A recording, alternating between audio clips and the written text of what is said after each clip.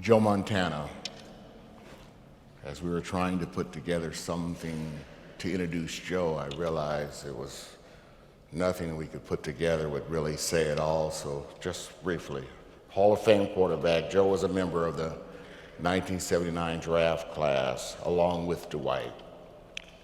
Joe and Dwight shared 2 Super Bowl victories in 1981 and 1984, and they will ever be forever linked by Dwight's famous game-winning play called The Catch against the Dallas Cowboys, January 10th, 1982.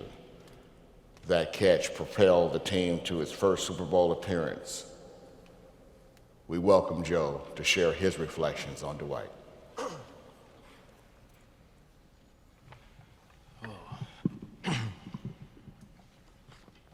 Not one for usually writing things down, but I won't lie, this was probably one of the toughest things I've ever had to do. On top of that, I've always heard that saying, when you go to speak, never follow an animal or a little girl. And so here I am.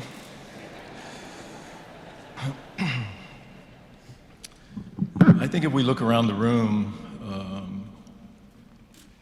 of all the people that have come from so far, and the names of the people that have been a part of his life, that have traveled here today, I think it speaks a lot about Dwight and what he was all about, and his heart and what he gave.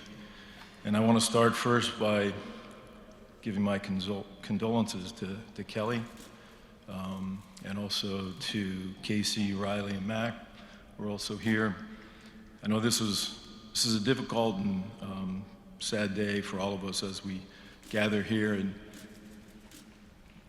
to honor, to celebrate, and to say goodbye to a husband, a father, a teammate, and most importantly, an old friend. One of the more probably shocking days of my life came while Jennifer and I were visiting Kelly and Dwight at their house in Capitola.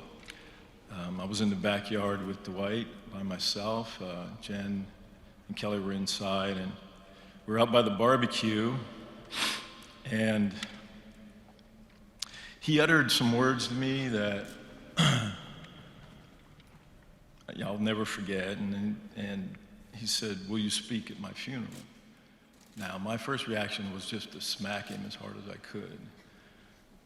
But when I looked into his eyes, I realized that he was serious, and obviously I graciously accepted, and I'm honored to be here today. I did have a few other choice words for him that I can't say in this facility, but I could tell you them later. But DC, or as Freddie Solomon alluded to, Hercules, was a nickname that he got, although I was reminded by Casey last night that he also could have been called Tarzan. Because I don't know if you guys remember, but after a long, hard practice or one of the double days, he had the most amazing Tarzan yell that bellowed through the locker room, just in the pure joy of releasing the tension that was there from the long day. The one thing about Dwight was he had great charisma, good looks, and that southern draw. He could charm anyone. People loved being around him, and he loved being around them. The memories he leaves behind, I think not only I, but we will all cherish. We had some good times along the way, I promise you that. Didn't we, boss? Coming to the 49ers in the Bay Area together with Dwight in 1979, we both came from small towns and we're headed here. We had our eyes wide open, but we also had our foot on the gas. And we were looking and happy to be here and happy to have an opportunity in a great city and a chance to play in the NFL and for a great owner. Who could forget all those days when we talk about memories? You guys, some of you older guys will remember about, you started off in Ricky's Hyatt, then the next time you come, went to the Hojo's in Redwood City, and who could forget that 5-star facility called the Algiers Motel in Redwood City. But other memories coming from the training camps and the practical jokes that he also liked to play, I was a part of that, but one in particular comes to my mind all the time because he had the biggest childish grin when he came up with this idea. Because in training camp, everybody had these bicycles that they would ride, and Dwight and I would steal the bikes if they left them unlocked. But we were all in the same building at night, and he decided we should go buy this huge chain. And when everyone was in the meeting, we'd get a break for 5 minutes. He wanted to line up all the bikes, put this chain through it, and then lock it to Tim McKayer's moped. And then he begged the coach to get out early so we could go lock ourselves in our room before everyone else got out.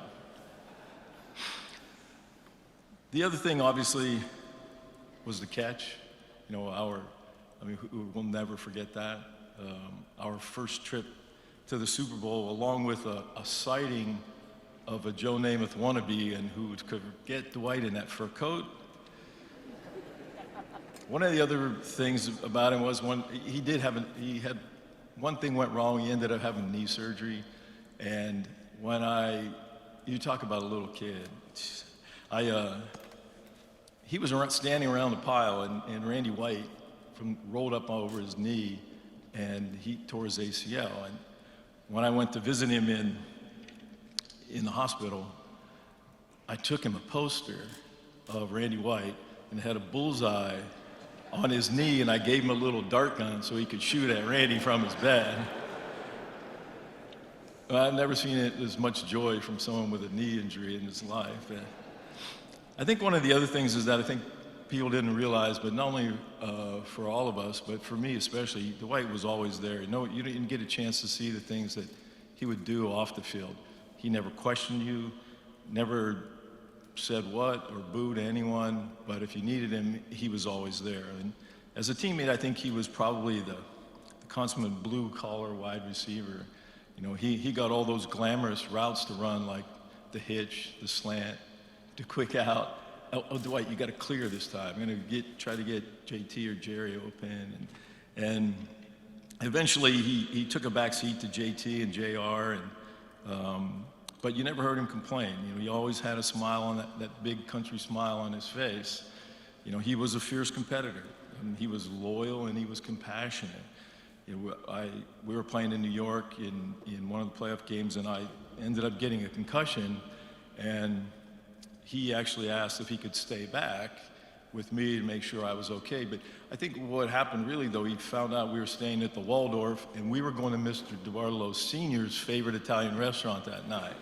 So I think he was looking for a free meal, actually.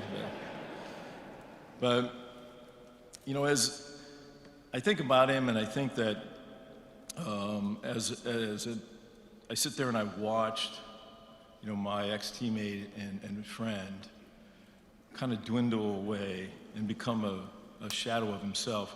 I tried not to think about where he was headed, but I thought about all the good times. And when we were together, I tried to make him laugh as much as I possibly could. He never complained about the situation he was in ever, and you never heard it come out of his mouth. And so I try, as I look back, and I don't think of him as I last saw him. I try to think of him in those times when we were still on Bill Walsh's bike, when we were winning and losing championships, and the ups and downs that we had as players and in our lives, and try to remember the fun-loving man that he was. The one thing that he always would say to me, though, is, you know, they don't call it the throw.